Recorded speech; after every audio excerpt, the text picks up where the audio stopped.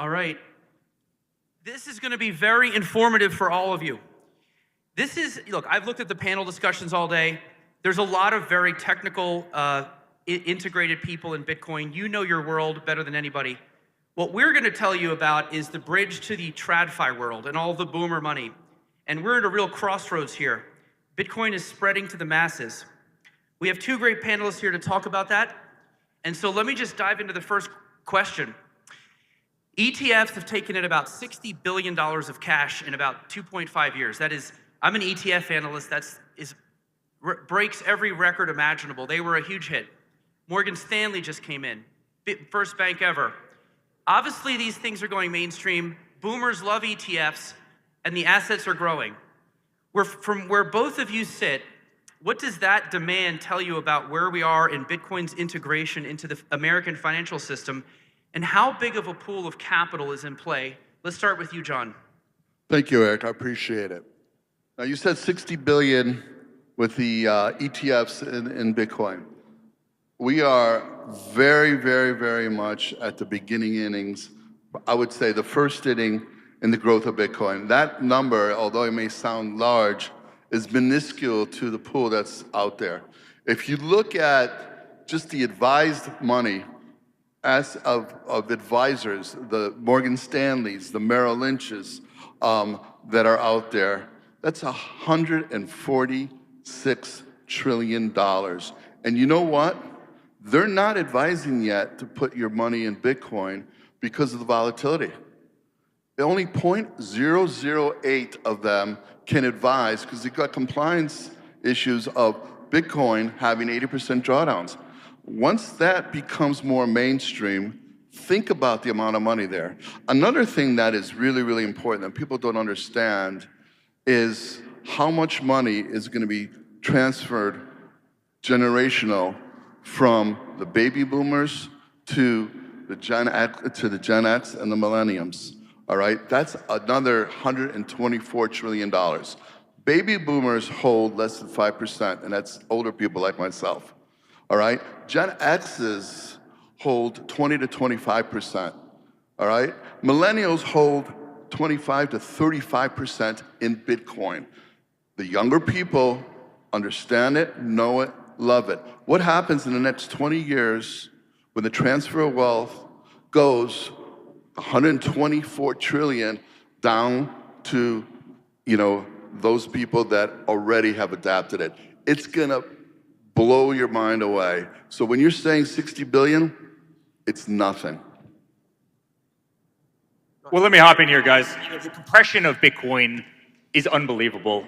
I think I was the first guy on a stage like this wearing a suit, maybe in this industry, and that was about 3 years ago, advocating for this industry.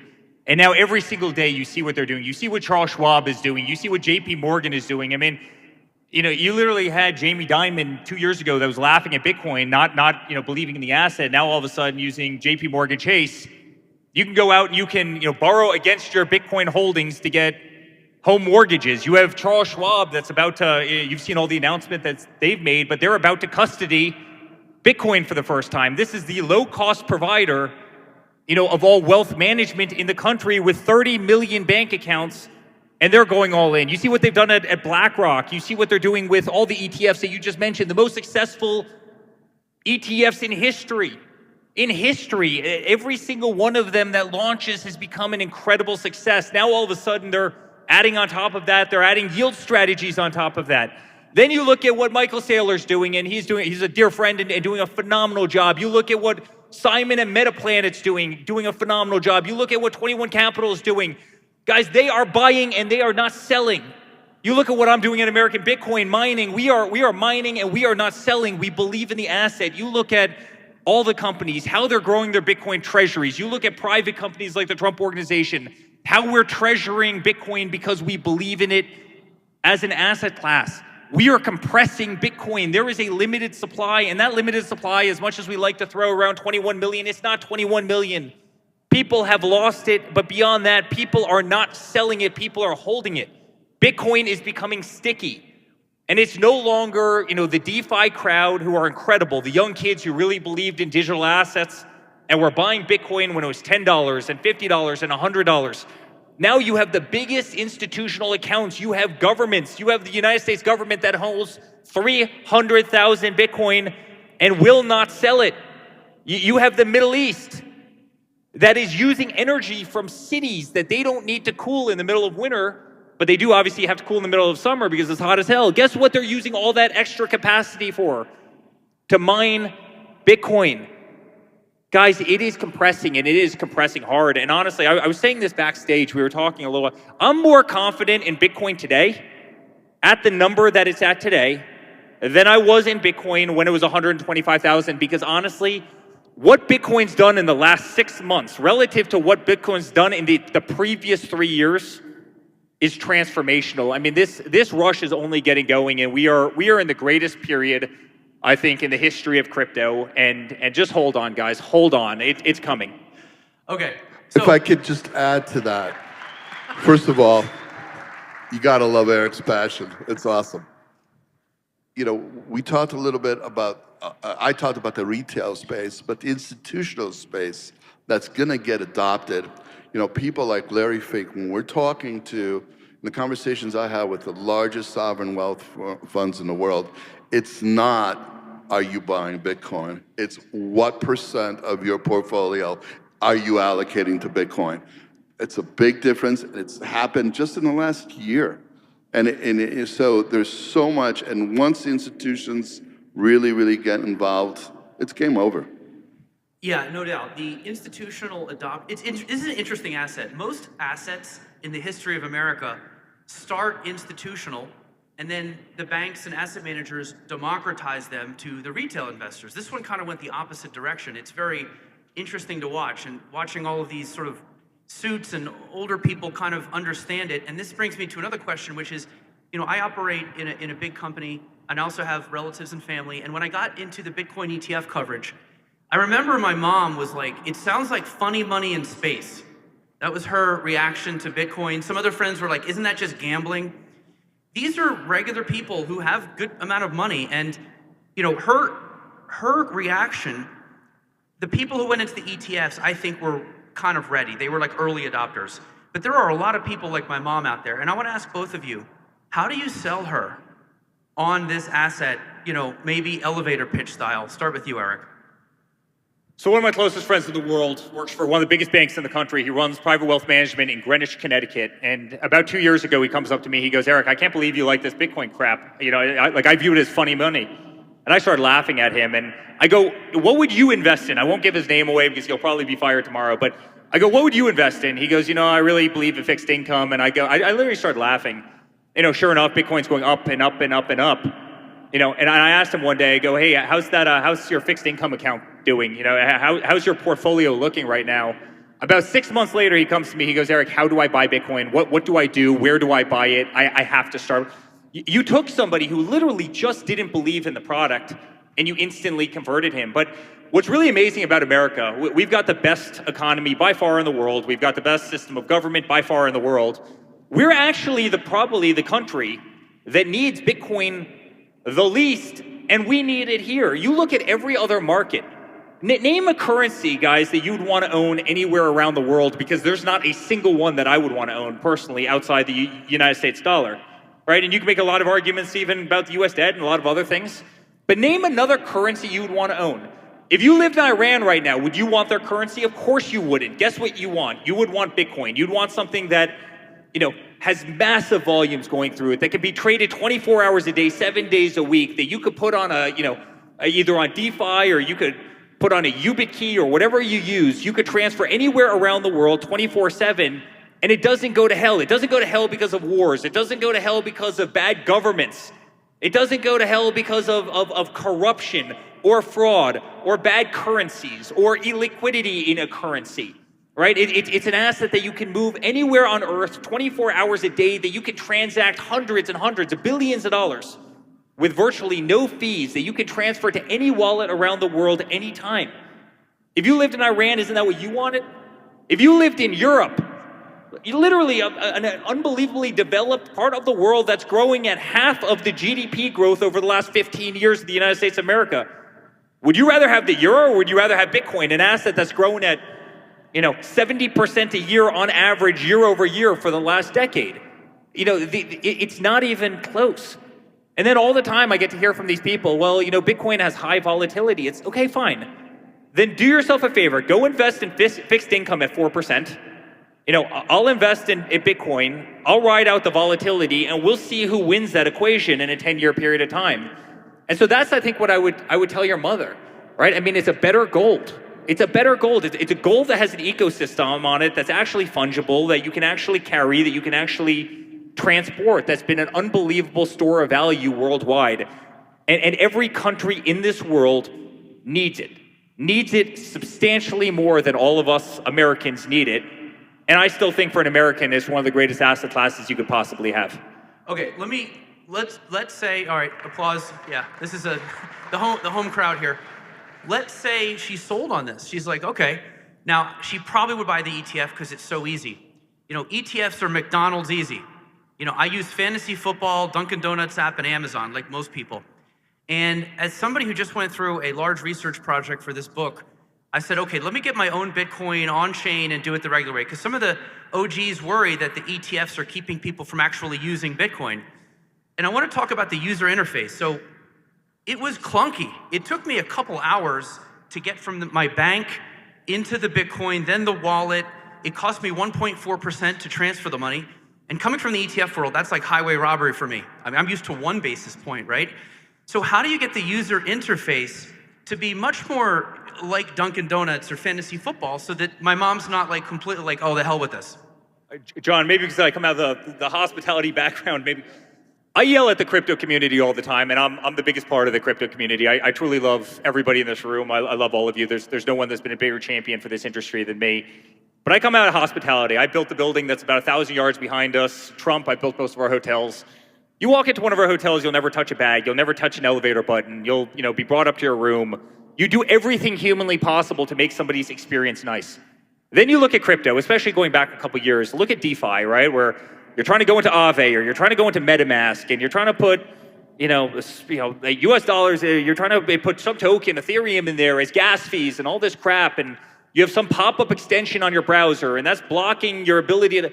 It was an absolute disaster, an absolute disaster. You had to graduate from MIT with a computer science degree in order to make it usable. And that technology, when it's not usable, when it's not user-friendly, will never work. And honestly, I think crypto's starting to understand that, and I think they've done everything humanly possible to simplify technology to make it user-friendly.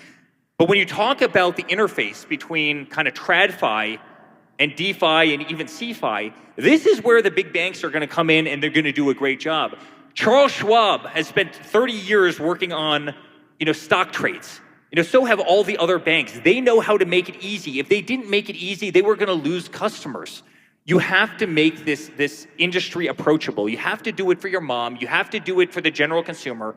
And the faster this industry can get our acts together in terms of user experience, the faster we're going to grow. And so for all the companies out there, for all the people who are heavily invested, focus on user experience, focus on making it simple and easy and not torturous, and that's going to accelerate our growth in magnitudes that you can't even possibly believe. And all right, John, let's talk about this. So my mom, again, is a boomer. We have a phrase on the team, boomer candy. There's a certain kind of ETF that is specifically aimed at older investors. They have a ton of money, but not a lot of time. And so they're a little more risk averse. So there's these ETFs that you use call options to give up some upside to protect your downside. John, you have some called buffer ETFs. There's also equity premium income, which are similar but less buffery. And collectively in the equity space, they have about 200 billion. Now in the Bitcoin space, they have about 1 billion. So there's a lot of growth potential here. Nate Geraci called it Bitcoin with training wheels. Talk about this as a front door, potentially for the very nervous boomer.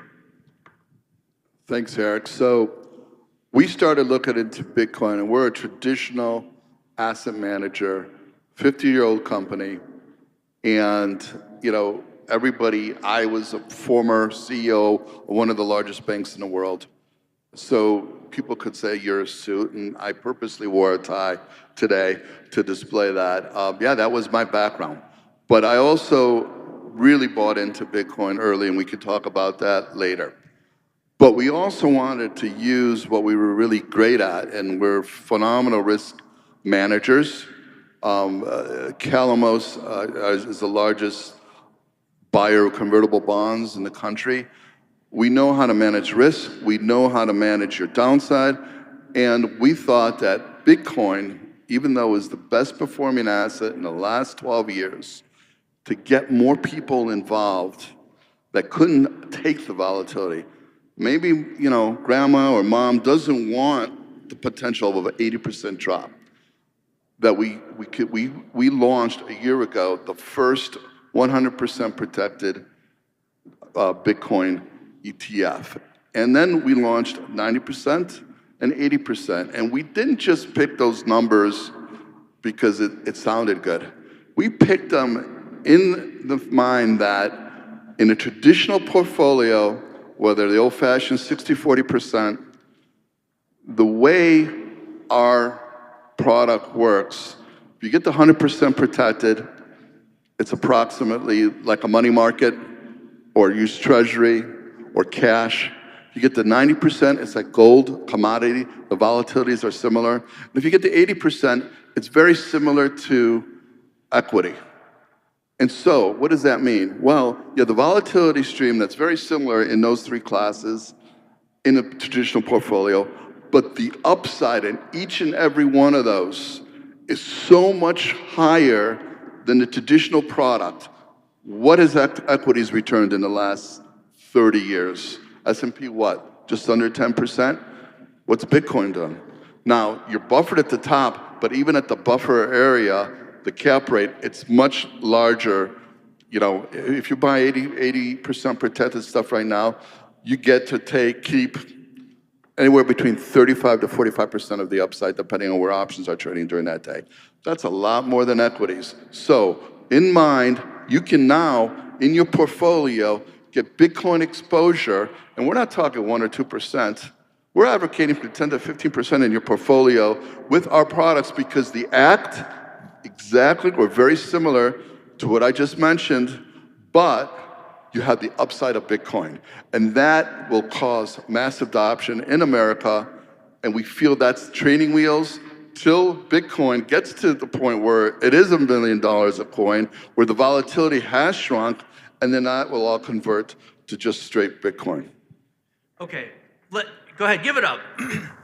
These are very, ETFs are the Silicon Valley of the investing world. So you're hearing about the latest gadgets that they're making. It's very important stuff here. So that is what's called buffer ETFs, just FYI. Okay, you mentioned suits. We're all kind of in suits. I get called a suit all the time on Twitter or X. I get called a boomer too, even though I'm Gen X. You get the idea. Now, there's this term called suit coiners, and they're coming in very quickly. I find it interesting about both of you that when you look at Bitcoin, it's got debasement hedge properties like gold, but it's also got censorship resistance. It's truly decentralized. It's really interesting currency that way. And most of the people in emerging markets can really identify with needing censorship resistant currency, right? But both of you actually have acute experiences, despite how much money you have and how much suits you own, with needing a censorship resistant asset, which I find kind of fascinating, ironic. And Eric, let's start with you, just so we can get a little bit into why you're involved. Well, listen, if you would have gone back 5-6 years and told me that, I would have been part of one of the fastest growing Bitcoin companies anywhere in the world, American Bitcoin, what we've built is unbelievable, guys. We're mining Bitcoin here in the United States. We're doing it better than anybody. We're doing it cheaper than just about anybody. We're effectively mining at about 50% discount to spot price. We're doing it in West Texas using some of the best American energy, and we're really leading the way. We're doing amazing. And you probably seen what we've done in terms of building our treasury. It's been just an amazing project. But if you would have told me 5-6 years ago that I was going to go from building buildings like the one behind me, to having this kind of passion for digital assets, I would have laughed at you. And a little thing called politics came into the equation. And some of you have probably heard the story. Most of you have probably heard the story. But we became the most canceled people, arguably, in the history of the world. They came after us like we were dogs. I remember getting the calls from Jamie and the big banks, Capital One and JP Morgan Chase. Congratulations, Eric, all of your bank accounts are shut down. In terms of JP Morgan, it was about 55 bank accounts. In terms of Capital One, it was over 300 bank accounts. These are for golf courses. These are for residential buildings, commercial buildings, homeowners associations, the biggest hotels in the country and around the world, restaurants, office tenants. I can't tell you how many accounts we had, and they were turned off in the middle of the night for doing not a damn thing wrong, simply because they didn't like the fact that there was a person in my family who wore a red hat that said "Make America Great Again," and they were hell bent to do anything they could to take us out, politically, financially, to come after the company that I love and that I built and that I run every single day. And you know what's funny? Those same people were going after so many people in this room. Raise your hands if you were debanked. Raise your hands if they went after you.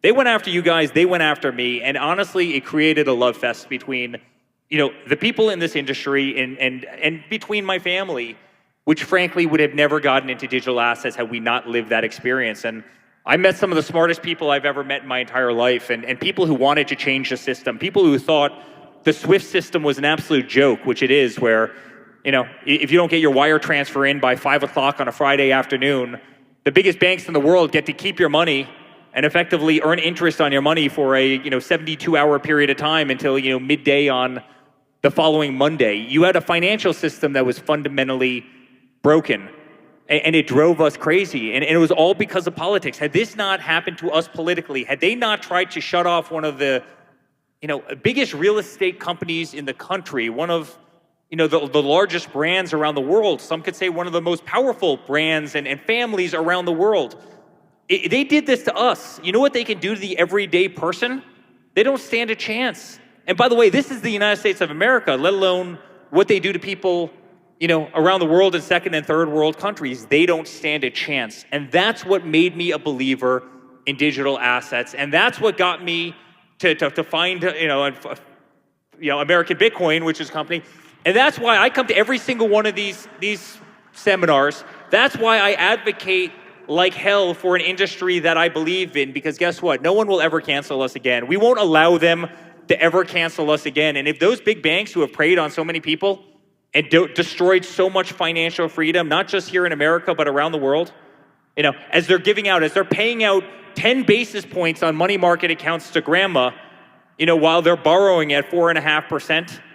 Give me a break. Is that real finance? Is that a first world market? To me, it's not. You give one of the big banks your money, you give them $100,000. You know how much they have to legally keep in the bank? 10%. Which would you rather have? And by the way, you go to that bank and you ask them to withdraw $10,000. You know what they do? They turn you over to the IRS and they tell you to come back in 3 weeks to get your money because they don't have enough at the bank. This isn't real finance. You're a person that is an 800 FICO score and you want to go get a mortgage. You and your wife or you and your husband want to go get a mortgage. It takes you 120 days to go through a process with a bank that you've banked at for the last 20 years, having never missed a payment, never done anything wrong. Is that proper finance? It's not. And so I became hell-bent on fixing the system. I became hell-bent on taking on these banks and fixing the system because it's the only way you can put them back in their place. And so, that's my story. I never thought in the wildest world that we would have been canceled as a family and that we would have been thrown away like dogs. And honestly, in retrospect, the world works on kind of, inverse consequences. It's the greatest thing in retrospect, looking back, that's ever happened because it truly opened my eyes to a whole new horizon and caused me to meet some of the greatest people that you'll ever know, and many of them are in this room right now.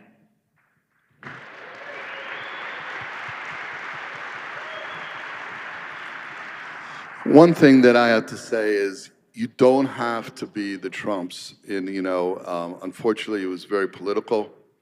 Unfortunately, it's one of the most powerful families in the world, and they were targeted. But it could happen to everybody. And if you don't think it can, you're wrong. And I don't have to sell to this crowd because I understand you get that. But I'll just tell a quick 2-second story. I was in Greece with my family in late June of 2015, and the economy was not great. If you remember, they were calling the pigs back then, and capital controls came in. What does that mean? That meant that I don't care if you had millions of euros in the bank, you could only take 60 euro a day out of your bank account. The cash machines weren't giving money out. If you were in Cyprus, they were even taking your money. It's like, is this capitalism? It's unbelievable.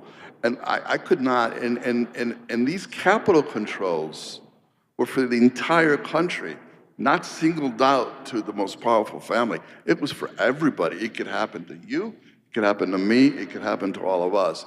So that's what I said, whoa. And also knowing that it wasn't just a day or a week.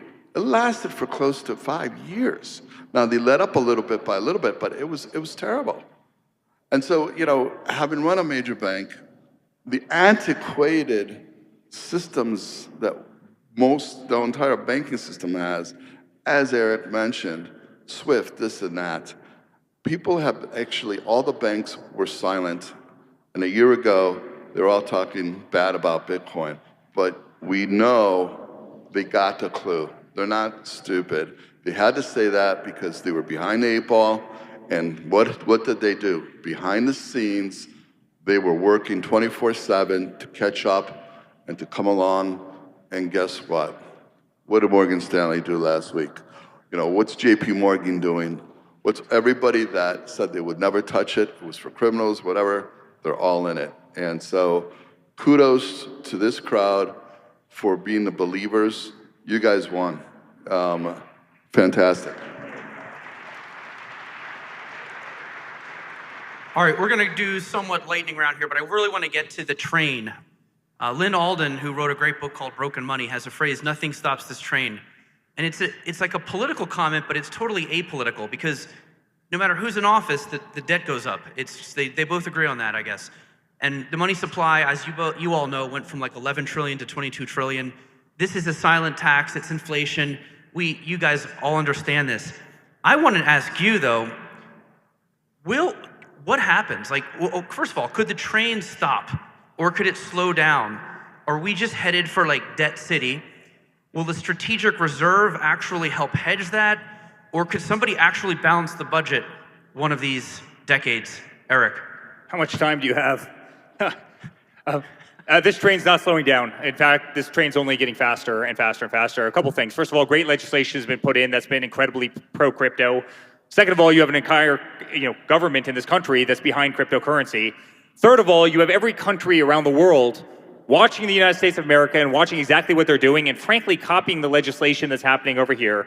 And fourth of all, guys, we become too big and we become too powerful and we become too vocal.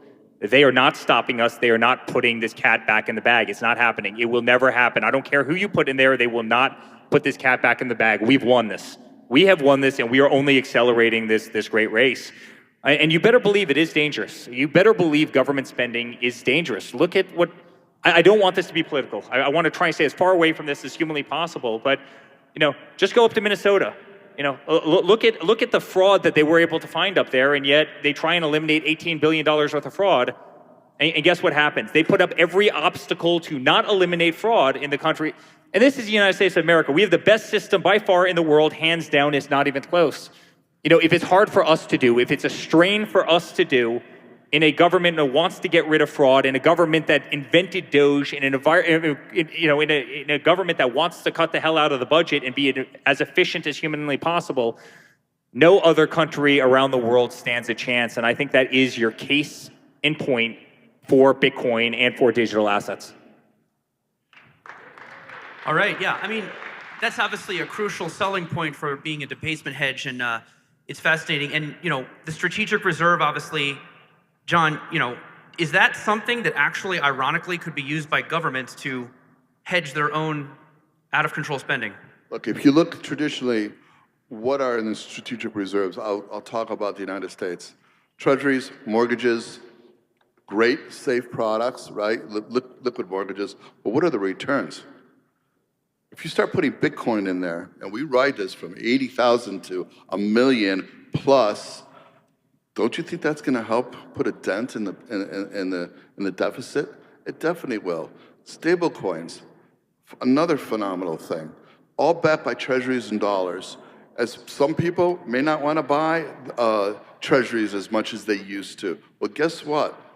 We got stablecoin companies that are the 6th largest buyers of U.S. treasuries in the world right now.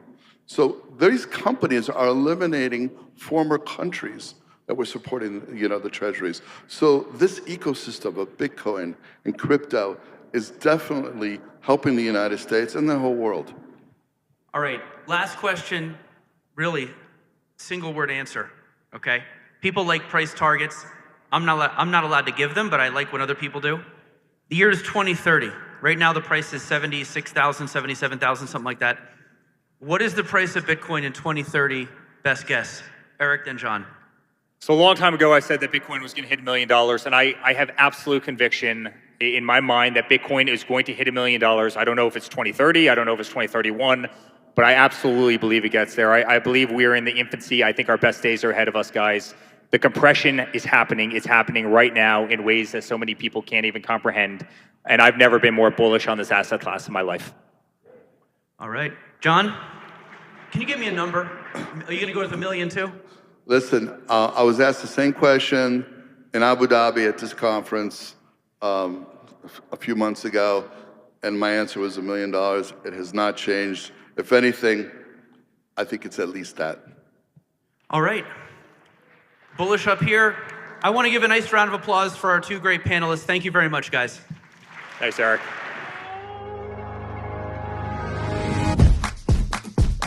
Every year, this community comes together to celebrate, to debate, to build what comes next. And every year, the stage gets bigger. Sound money, center stage. So, where do you go to celebrate the next chapter in Bitcoin history? You come home. Nashville, July 2027.